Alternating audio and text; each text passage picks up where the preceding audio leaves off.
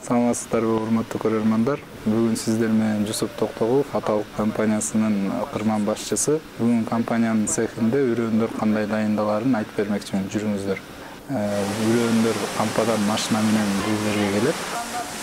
Бул жерден нориялар аркылуу тазалоочу аппараттарга, пепкустарга барат.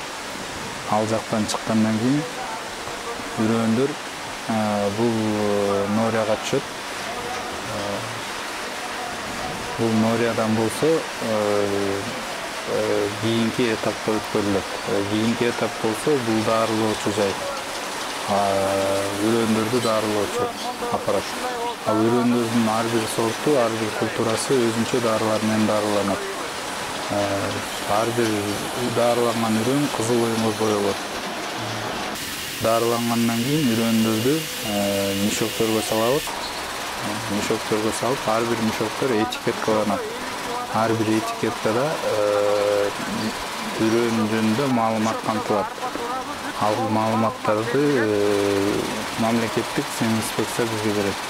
Ошол маалыматта ал жерде өнүмдүүлүгү, тазалыгы жана нымдуулугу камтылган мешоктор болот. Ар бир мешок 50 килодан болот.